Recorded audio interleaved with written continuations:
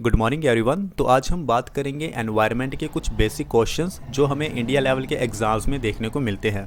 Environment अगर as a syllabus दिया गया है तो आपको ये क्वेश्चन ज़रूर देखने को मिलेंगे। तो चलिए डिस्कस करते हैं।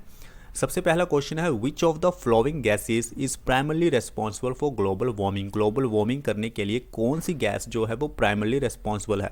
अब बच्चे मीथेन और कार्बन डाइऑक्साइड में कंफ्यूज हो जाते हैं, कुछ मीथेन करके आते हैं, कुछ कार्बन डाइऑक्साइड करके आते हैं। कार्बन डाइऑक्साइड सही आंसर है।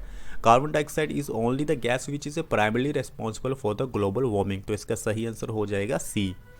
उसके बाद हमारे पास प्रश्न आता है, विच of the following is a renewable source of energy. ऐसी कौन सी एनर्जी है जो रिन्यू हो सकती है।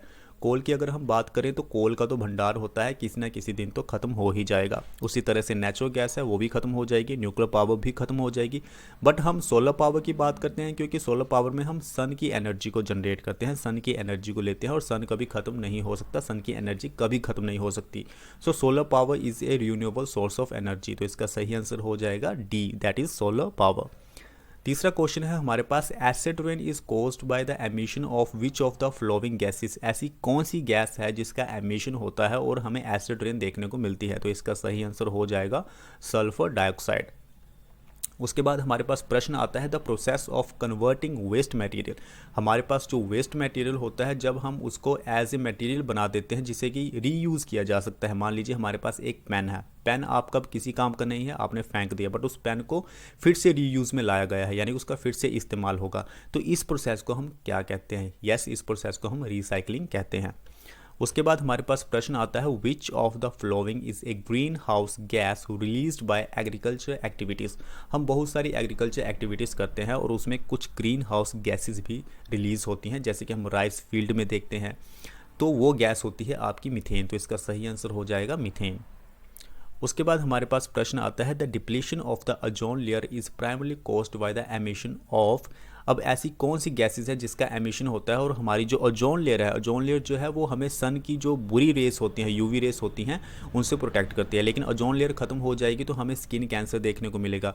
तो ये पूछ रहा है कि ओजोन लेयर जो हमारी खत्म हो रही है उसके लिए कौन सी गैस रेस्पॉन्सिबल है, तो इसके लिए रेस्पॉन्सिबल है क्लोरोफ्लोरोकार्बन से। इसलिए हमारी जो गवर्नमेंट ऑफ इंडिया है वो क्लोरोफ्लोरोकार्बन का इस्तेमाल कम करना चाहती है ताकि इसको बिल्कुल ख़त्म कर दिया जाए और ओजोन लेयर को पूरी तरह से प्रोटेक्ट किया जाए।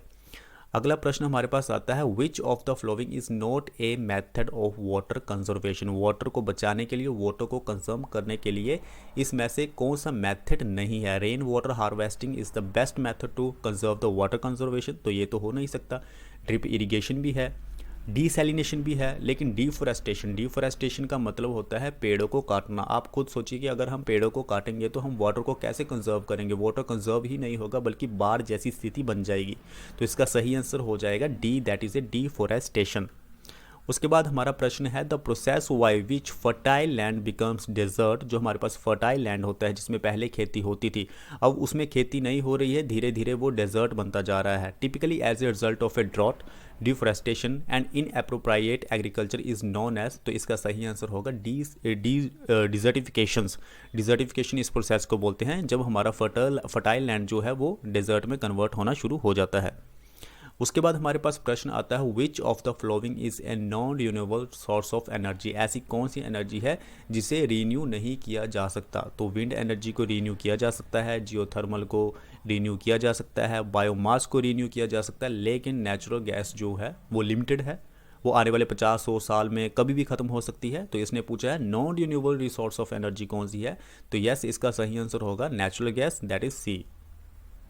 उसके बाद हमारा लास्ट क्वेश्चन है, that is a the Rio declaration on environment and development was adopted during which global conference.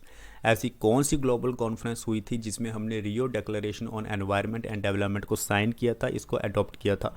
तो इसका सही आंसर है United Nations conference on environment and development, UNCED, that is B. तो आज हमने कुछ डिस्कस किए क्वेश्चंस एनवायरनमेंट से रिलेटेड जो काफ़ी इंपॉर्टेंट थे, बेसिक क्वेश्चंस थे, आसान क्वेश्चन थे, लेकिन फिर भी ऐसे क्वेश्चंस में हम कई बार एग्जाम में गलती कर देते हैं। तो मिलते हैं next time. Thank you very much.